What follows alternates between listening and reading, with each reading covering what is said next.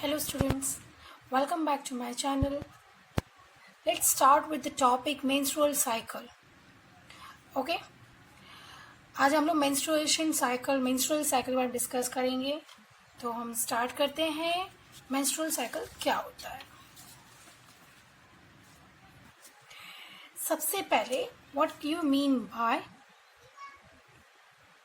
menstrual cycle? So menstrual cycle means it's a reproductive cycle in female primates. You know that what do you mean by primates? The primates means monkey, apes and human beings. These are all considered as a primates. जो उस्ट्रस cycle होता है वो reproductive cycle होता है female non primates के अंदर, वो हम बाद में देखेंगे. ठीक है. सो जो फर्स्ट मेंस्ट्रुएशन आता है, फर्स्ट मेंस्ट्रुएशन उसे हम मेनार्क कहते हैं. कब आता है ये?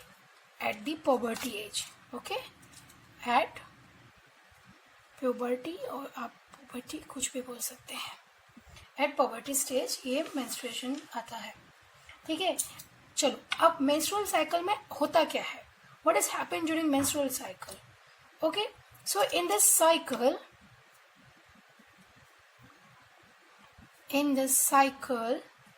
the female body prepare itself for possible pregnancy.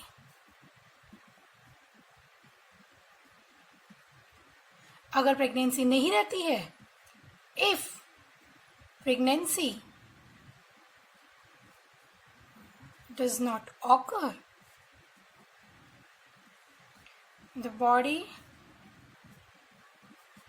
abort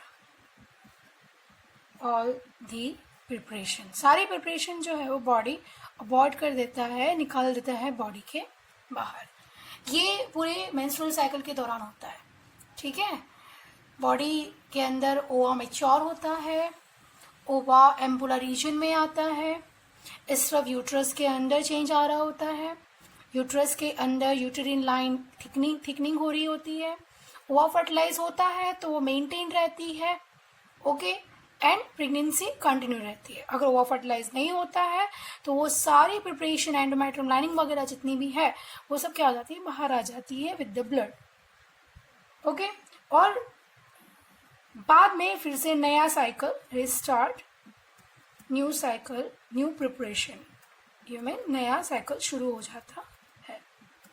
ठीक है. It is in monthly manner. Okay, this is a monthly cycle manner. Okay, ये मंथली साइकिल मैनर में होता है. नॉर्मली हम एक एवरेज मेंस्ट्रुअल साइकिल 28 से 29 डेज का लेते हैं. वेरी कर सकता है, ये सबके अंदर अलग अलग होता है. हम ये मान लेते हैं कि ये जो है एक average repeated at an average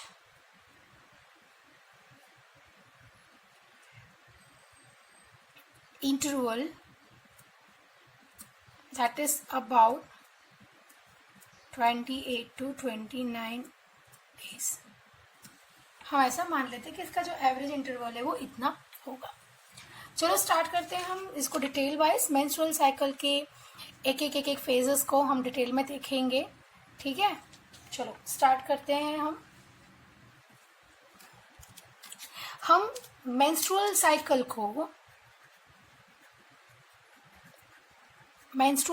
को 3 स्टेजेस में डिवाइड कर सकते हैं.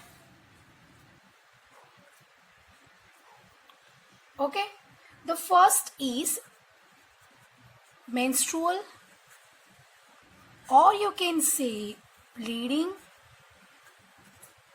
और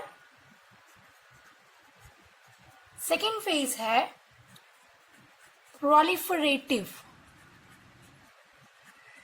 और you can see pre ovulation. क्यों? क्योंकि ये ओव्यूलेशन के पहले का स्टेज है।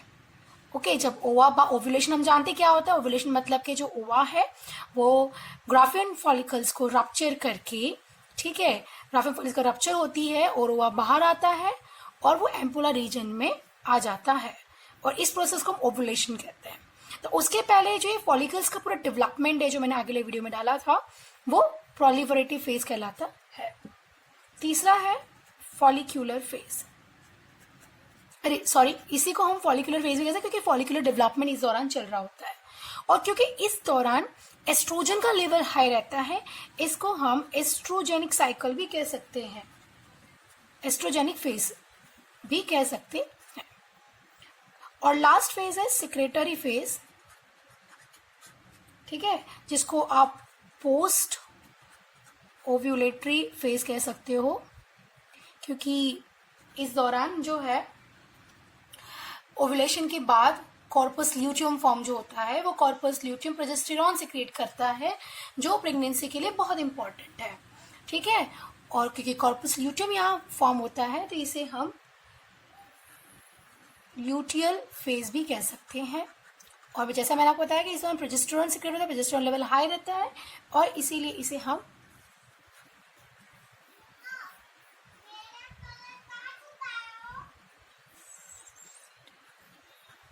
प्रोजेस्टेरॉनिक फेज कहते हैं। क्लियर? अब हम ये सारे फेजेस को स्टेप बाय स्टेप देखेंगे। पहले आपको मैं डायग्रामेटिकली थोड़ा सा इसके बारे में बता देती हूँ, ठीक है। आपने ये डायग्राम जो है देखा होगा। ओके, इस डायग्राम के अंदर हम देख रहे हैं कि भाई मेंस्ट्रुअल साइकिल जो है वो अंडर द हार्मोनल कंट्रोल होता है, ठीक है। अगर पूरा मंथली साइकिल के अंदर मैं ओवरियन देखूँ, ओवरियन चेंजेस देखूँ, तो मुझे इस तरह का दिखेगा। और अगर मैं यूट्रीन चेंजेस देखूँ, यानी यूट्रस के अंदर जो चेंजेस होते हैं वो ऐसा कुछ होगा। जिसमें हम देखते हैं कि भाई शुरुआत में, ठीक है, शुरुआत में क्या होता है, जो प्राइमोडियल फॉलिकल्स है वो प्राइमरी फॉलिकल्स से सेकेंडरी फॉलिकल्स से जो है मेच्योर फॉलिकल्स फॉर्म होते हैं। मेच्योर फॉलिकल्स जब फॉर्म हो जाते हैं, यानी ग्राफियन फॉलिकल्स जब फॉर्म हो जाते हैं, उसके बाद जो उनका ओव्यूलेशन हो जाता है, ओवा बाहर आ जाता है। फिर जो रप्चर ग्राफियन फॉलिकल्स हैं, रप्चर फॉलिकल्स जो हैं वो कन्वर्ट हो जाते हैं कॉर्पस हिमोरेजियम से corpus luteum. Okay, corpus luteum. और हमें पता है कि ये प्रोजेस्टेरॉन सिक्रेट करता है। इस दौरान अगर हम हार्मोन्स के बारे में देखें तो जीएनआरए जो हाइपोथैलेमिक हार्मोन है, हाइपोथैलेमस जीएनआरए सिक्रेट करता है। जीएनआरए जो है पिट्यूटरी को सिग्नल देता है। एंटीरियर पिट्यूटरी जो है वो एफएसएच और एलएच को सिक्रेट करते हैं, ठीक है। एफएसएच जो है वो फॉलिकुलर फेज के लिए इंपॉर्टेंट है, एलएच भी हेल्प करता है, बट उसका मेन रोल जो है वो ओव्यूलेशन के अंदर है। इस दौरान हम जो यूट्रस के अंदर देख रहे हैं, तो भाई धीरे धीरे क्या हो रही है, फर्स्ट 4 डेज को अगर आप छोड़ दें, ठीक है, इस दौरान जो है वो एंडोमेट्रियम वॉल जो है वो स्लॉट ऑफ यानी टूट रही होती है, मेंस्ट्रुअल फ्लो आ रहा होता है, जिसे हम ब्लीडिंग फेज कहते हैं। उसके बाद धीरे धीरे जो है एंडोमेट्रियम लाइनिंग क्या हो रही है, थिक हो रही है, जो कि मैक्सिमम हो जाती है after the formation of corpus luteum. Okay, अगर इस दौरान जो ओवा है ओव्यूलेशन के दौरान जो बाहर आया है वो फर्टिलाइज होता है तो ये कंटिन्यू रहेगी। अगर ये नहीं होता है तो ये वापस से मेंस्ट्रुअल फ्लो के दौरान ये बाहर आ जाएगा। अगर डेज को हम कैलकुलेट करें तो मेंस्ट्रुअल फेज जो है वो फर्स्ट से 5 डेज का रहता है, अप्रॉक्सीमेट है बेटा। अगर हम 28 डेज का ये साइकिल ले तो, और 5 to 14 अप टू 14, क्योंकि मिड ऑफ द साइकिल यानी 14 डे पे क्या हो जाता है, ओव्यूलेशन हो जाता है, ठीक है। तो 5 से अप टू 14 ये क्या होता है, प्रोलिफरेटिव फेज होता है। और उसके बाद ये क्या है, सेकेंडरी फेज आप उसको बोल सकते हो, ल्यूटियल फेज कहलाता है। ओके, तो ये ही चीज हम स्टेप बाय स्टेप जो है देखेंगे। मैं आपको ये चीजें जो है वो 3 पार्ट में करवाऊंगी। भाई हार्मोन्स में क्या चेंज आते हैं, यूट्रस में क्या चेंज आते हैं, और ओवरीज में क्या चेंज आते हैं, ठीक है। चलो स्टार्ट करेंगे हम आगे।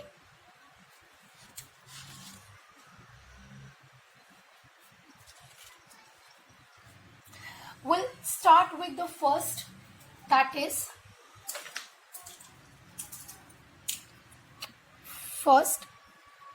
is bleeding phase.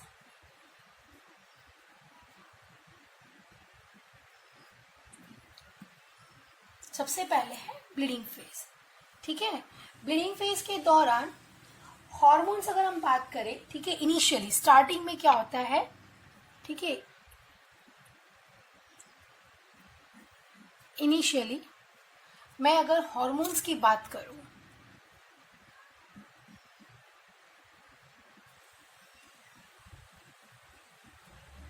ठीक है, डेज जैसा हम जानते हैं ये अप टू 4 to 5 डेज तक रहता है. हार्मोनल चेंज इसके अंदर रहेगा कि भाई GnRH हाइपोथैलेमिक हार्मोन, FSH जो पिट्यूटरी सिक्रेट करती है, LH एस्ट्रोजन एंड प्रोजेस्टेरॉन, ये सभी का लेवल जो है प्रोजेस्टेरॉन, इन सभी का लेवल क्या होता है, लो रहता है. ये हार्मोनल चेंज धीरे धीरे फिर बढ़ेगा बेटा. ठीक है, GnRH बढ़ेगा, FSH बढ़ेगा, LH बढ़ेगा. ठीक है, लेकिन ये कब, जब प्राइमोडियल जो फॉलिकुलर डेवलपमेंट स्टार्ट होगा ना तब. ठीक है, आगे के जो 2-3 दिन जब तक मेंस्ट्रुअल फ्लो चला था तो ये सारे लेवल क्या होंगे, कम होंगे. उसके बाद धीरे धीरे लेवल्स क्या होंगे, बढ़ने लगेंगे. अगर मैं इसमें आगे बात करूं, ठीक है, यानी कि एट टर्मिनल स्टेज, उसमें क्या होगा, तो भाई उस दौरान जो है ये GnRH, LH, FSH, ठीक है, ये सब क्या होंगे, धीरे धीरे बढ़ने लगेंगे. ठीक है, धीरे धीरे क्या होते रहेंगे, वो बढ़ने लगेंगे. ओके, चलो यही हार्मोनल चेंजेस हम देखते हैं आगे कि ये हार्मोनल चेंजेस फॉलिकुलर फेज में कैसे होते हैं. ठीक है, फॉलिक्यूलर फेज में क्या होते हैं चेंजेस. फॉलिकुलर स्टेज में अगेन इनिशियली क्या होता है, GnRH लेवल इंक्रीज रहता है, FSH लेवल इंक्रीज रहता है, LH जो है वो भी एस्ट्रोजन, ठीक है, LH लेवल भी क्या रहता है, इंक्रीज रहता है, एंड एस्ट्रोजन लेवल भी बढ़ जाता है. क्योंकि हमें पता है कि जो फॉलिकल्स डेवलपमेंट है वो हाई एस्ट्रोजन लेवल के अंडर होता है. ओके, इस दौरान क्या होता है कि जो फॉलिकुलर डेवलपमेंट से हम जानते हैं primary follicles to secondary follicles to tertiary follicles का जो डेवलपमेंट चल रहा था टू ग्राफियन फॉलिकल्स, वो सारा डेवलपमेंट चल रहा होता है. ठीक है, इसमें क्या होता है कि जैसे एस्ट्रोजन लेवल हाई होता है, जैसे ये एक्सट्रोजन लेवल क्या हो जाता है, हाई होता है, extreme high concentration of oestrogen, ये क्या करता है बेटा, पॉजिटिव फीडबैक देता है GnRH को. तो GnRH जो है वो दो हार्मोन यानी कि हम जानते हैं FSH और LH को क्या करता है, सिक्रेट करता है. इंक्रीज FSH लेवल को हम FSH सर्ज कहते हैं बेटा. ठीक है, और इंक्रीज LH लेवल को हम LH सर्ज कहते हैं. ठीक है, FSH जो है वो आगे oogenesis प्रोसेस को आगे बढ़ाता है और फॉलिकुलर डेवलपमेंट भी होता है. LH भी इसके अंदर काम करता है बेटा. ठीक है, वैसे LH जो है, ठीक है, वो बढ़ जाएगा और वो धीरे धीरे प्रोजेस्टेरॉन जो थीका से और मेम्ब्रेन कैनुला है वहां से प्रोजेस्टेरॉन से क्रिएट होगा, धीरे धीरे एस्ट्रोजन लेवल कम होगा. ठीक है, और यहाँ पे आगे जो ग्राफियन फॉलिकल्स जो रप्चर होगी, ओवुलेशन होगा, वो सारी प्रोसेस होती है. बट ये सारे प्रोसेस जो है, ये फॉलिकुलर डेवलपमेंट जो है, फॉलिकुलर डेवलपमेंट जो है वो इस दौरान फॉलिकुलर फेज के दौरान हो जाता है. क्लियर हो गई बात आपको. ये oogenesis प्रोसेस दौरान क्या होता है बेटा, फॉलिकुलर डेवलपमेंट के दौरान क्या होता है, ये सभी चीजें जो है, फॉलिकुलर डेवलपमेंट तो मैंने वीडियो दिया और रखा हुआ है, आप देख सकते हैं उसे. oogenesis का वीडियो मैंने नहीं बनाया है. ठीक है, तो ये आप हुआ फॉलिकुलर फेज में हार्मोनल चेंजेस क्या होता है. क्लियर हो गई बात? अब हम बात करते हैं कि भाई इस दौरान ल्यूटियल फेज के दौरान, ठीक है, नेक्स्ट है ल्यूटियल फेज। ल्यूटियल फेज या हम बोल सकते हैं पोस्ट ओवुलेटरी फेज, या हम बोल सकते हैं उसे प्रोजेस्टेरोजेनिक फेज। इस फेज के दौरान अगेन इनिशियली स्टार्टिंग में तो हम देखेंगे कि भाई यहाँ पे जो GnRH जो है, FSH जो है, LH जो है, वो कंपैरेटिवली क्या होते हैं, लो हो जाते हैं।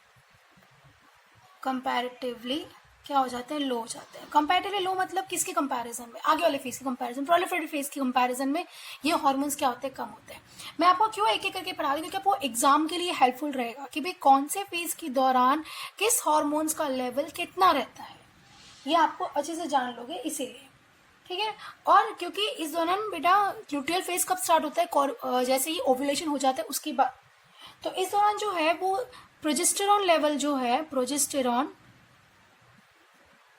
लेवल जो है वो इंक्रीज रहता है, ठीक है। और इसी के इंक्रीज होने से ये नेगेटिव फीडबैक इनिबिशन देता है GnRH को, जिसकी वजह से ये बाकी हार्मोन्स क्या हो जाते हैं, कम हो जाते हैं। क्योंकि GnRH किसको सिग्नल देता है, पिट्यूटरी को देता है, एंटीरियर पिट्यूटरी ग्लैंड को, जो FSH और LH सिक्रेट करता है।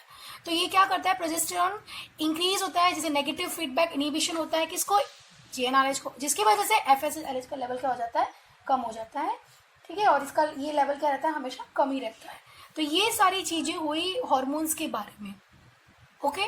चलो इसके बाद का नेक्स्ट वीडियो रहेगा आपके लिए कि ल्यूटियल ओवरीज के अंदर क्या चेंज आते हैं, ठीक है, और यूट्रस के अंदर क्या चेंज आते हैं। Thank you.